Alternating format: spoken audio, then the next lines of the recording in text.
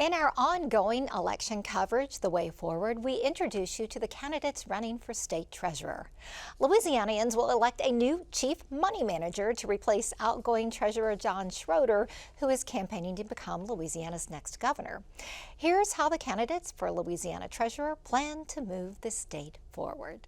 This year, Louisiana celebrates the 50th anniversary of its unclaimed property program that returns money back to its rightful owners. Unclaimed property is one of 5 divisions the state treasurer manages while overseeing a portfolio of $7 billion annually. As Louisiana's chief financial advisor, the state treasurer is charged with producing a return on investments, and there are 3 candidates vying for the job. My name is John Fleming. I'm running for Louisiana State Treasurer, and my background is I've served 8 years in Congress, 4 years in President Trump's administration. I'm a conservative Republican, and before all of that, I was a practicing physician, still practice from time to time. And I built businesses around the state that employ now over 350 Louisianans. My name is Dustin Granger. I'm running as a Democrat for Louisiana State Treasurer, and I've been a financial advisor for 20 years. I'm a certified financial planner, so I've helped working families achieve their goals, and I've helped them through tough times, and that qualifies me to take on the challenges in Louisiana because we have a lot of them. I'm Scott McKnight, Republican candidate for State Treasurer. I've been in the financial services industry for 25 years in the legislature, so my professional background and my legislative background uniquely qualify me to be your next state treasurer. The state treasurer also serves as chairman of the Bond Commission. When the new state treasurer takes office in January 2024, he inherits an ongoing debate on whether to do business with banks and bonds that back certain environmental, social, and governance strategies known as ESGs.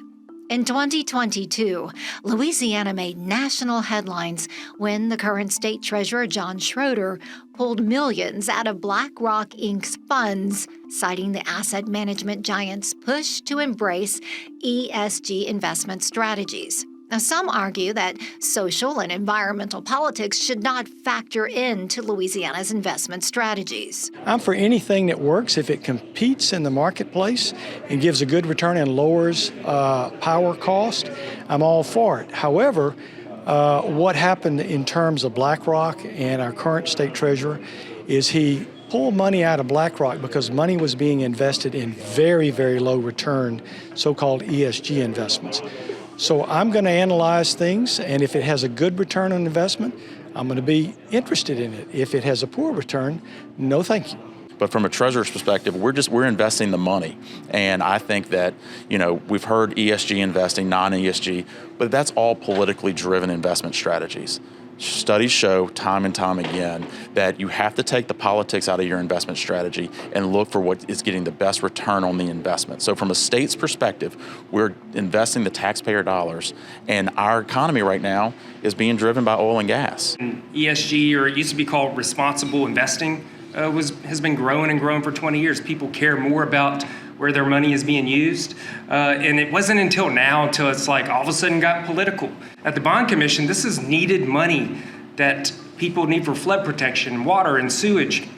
We should never hold up anything and penalize municipalities based on their views. Louisiana's insurance crisis is one of the most important voter issues in this election year.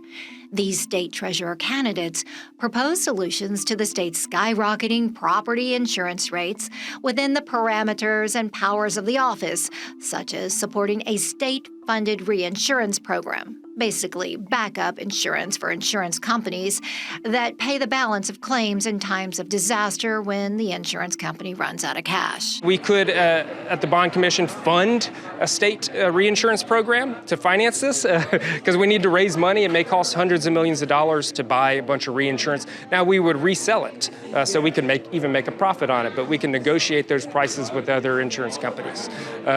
So they can get lower ones to keep insurers here.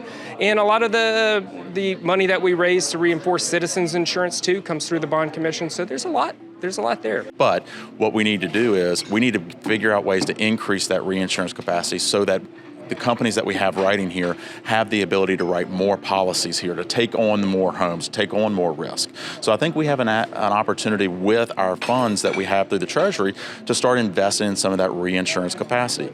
There's also things called catastrophe bonds that we could invest in that would help us get a return on our investment, but also help protect us when the time comes of a storm. What concrete steps can you take as state treasurer to help deal with our insurance crisis? We need to work with the trial lawyers, the governor and the trial lawyers, to come up with something that's going to lower the cost of insurance while compensating victims. Louisiana's next state treasurer takes on the job in a fiscal year where fears of budget shortfalls loom after coming off of a year flush with extra cash. We have the expiration of the current increase in sales tax. Now, the sales tax is hurting the state's economy anyway, but now it's going to put handcuffs on our governor, where he's going to, and the legislature, try to figure out a way to get out of the fiscal cliff. We have a tax system that is structured that is very difficult. I would be all for getting rid of the personal income tax, but you got to figure out how you're going to replace it. The second thing is the 0.45 rolls off at 2025. That's a legislative decision, though. They're going to have to see where RAC puts them and how soft that landing really is. The great thing about this past budget that we discussed earlier is how much we put into the state savings account. We have prepared the next legislature to be ready to be able to take that on and not have to make a rush decision because of the money we put in that savings account this last session. We are a classic case of trickle-down economics, and by design, it's designed to create these constant budget crunches, because you have all the giveaways at the top. The big corporations, the wealthiest individuals get all the tax cuts, all the regulation cuts, and then it forces, obviously, a revenue shortfall, and then it brings everybody to the table, and then on the chopping block is investments in health, education, and that's what's been happening.